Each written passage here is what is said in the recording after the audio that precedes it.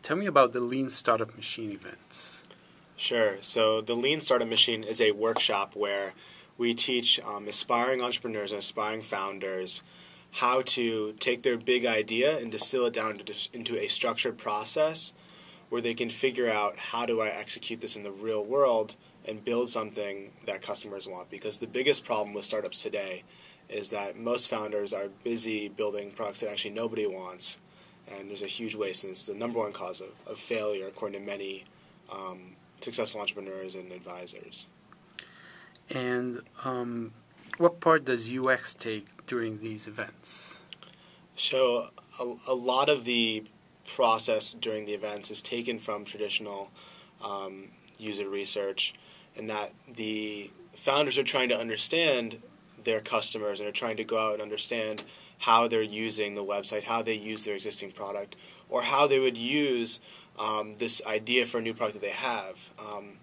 And actually, we really try to focus founders on the problem more so than the solution, because in general, founders overestimate their knowledge of the customer's problem.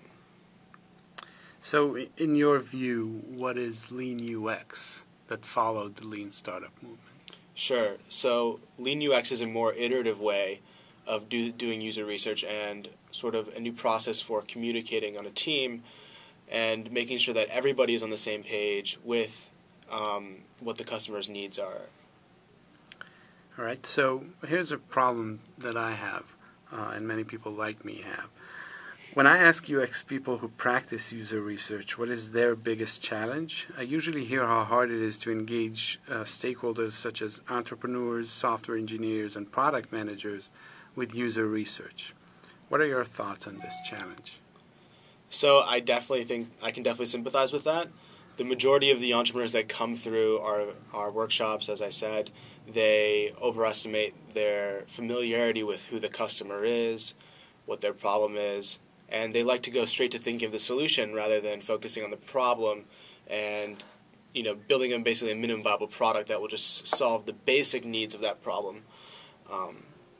And so I think that one of the biggest trends in innovation in the next several years will be this approach of being customer-centric and focusing on the minimum set of solution that can solve a customer's problem.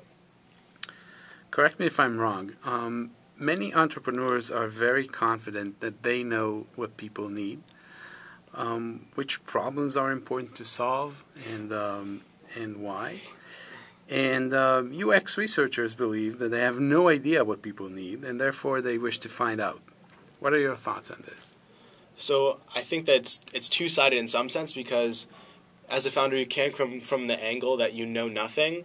The majority of the participants that do the best in our workshops are the ones that they have a strong vision and they think that they have a hunch about what really the case is, but they're also willing to be flexible and willing to be wrong. So you have to come from a balance, because the teams who just go out there saying that they don't know anything, they're just too open, it can lead to a lot of wasted time going in too many directions.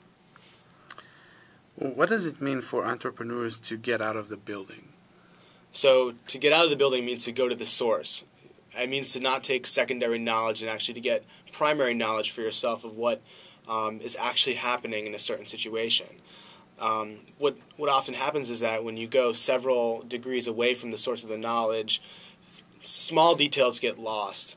There's not the potential to sort of go off track. Some of the best discoveries that we have at the Lean Startup Machine is when actually you're asking these questions and then all of a sudden something completely out of left field comes your way, and you just take that down a different track and you are open to discovering new information. Whereas if you're taking a report from, say, someone who did the research themselves, that you don't have that potential at all.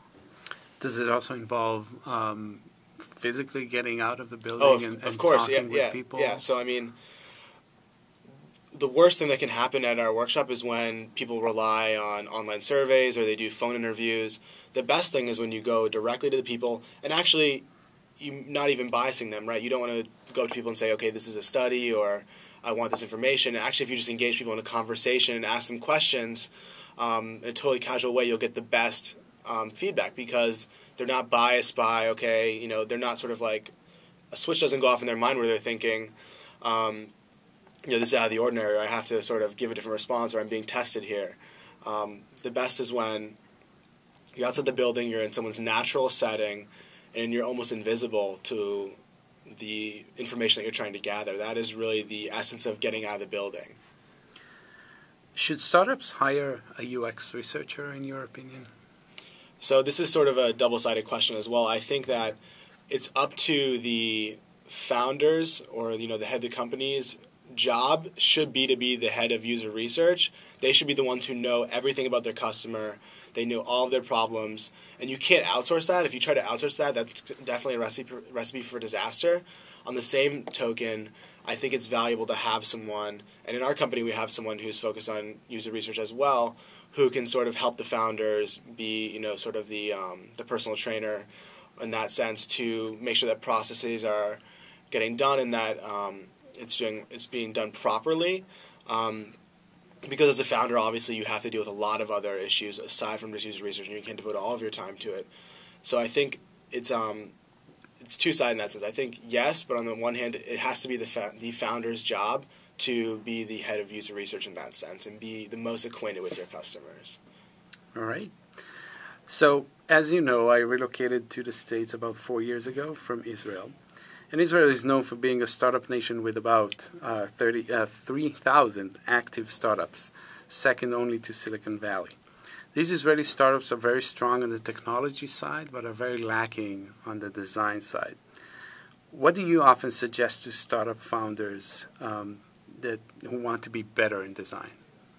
Sure. So I think a lot of people confuse visual design with design, and design actually just means basically a way of problem solving and to create a better way of doing things, right? And so I think that the main way to do it is to be conscious of what your customers are actually going through. What are the real problems? Because if you're solving problems that are not, real problems, you're not going to be good at design. You have to be able to really empathize with what is going on and focus your energy on the biggest problems and come up with a variety of solutions to those problems. So let me tell you a little secret. I'm extremely excited about the traction of the lean startup movement and the lean UX ideas. And the reason is that what you and guys and gals are preaching for is basically what we UX people have been trying to say in the past 3 decades, but nobody listened. Many entrepreneurs come to me, it's true, many entrepreneurs come to me and say how they now understand what UX is and why it's so important. They're now open to learning more about UX for the benefit of their users. This has not been the situation in the recent past. In your opinion, what has changed? What happened? I actually don't know what happened, but I think as the UX community has grown and there's been more knowledge disseminated, and as well as more founders have gone out there, and we're seeing that people are having their first company and their first failure much earlier, they're starting to realize the truth of the matter and what is really lacking. And so, and as well, I think that sort of the technical side and the engineering community has progressed to such a point where that's no longer a risk in starting a new company, right? And what is much more nascent is the knowledge of UX, and so it's basically just UX's time has come, right? It was going to be sooner or later, and now the time has come, I guess. I hope so. So many UX people are going to watch this. Anything else you want to add and tell them? Sure. I think that good question. I think that it's I deal with this probably maybe with our UX person, is that it's easy to think that UX is maybe the panacea and the solve all to everything, and it's definitely not the case as well. Like, you have to also execute. There's a lot of other risks involved with a startup and with new products, and although it's sort of the key ingredient to the soup right now, you also have to value the other aspects of the equation. You can't get too over the edge with how important it is, although I think that the emphasis on it is very good and healthy for product development. It's always good to keep yourself in check. Okay, thank you very much. Definitely. Thank you.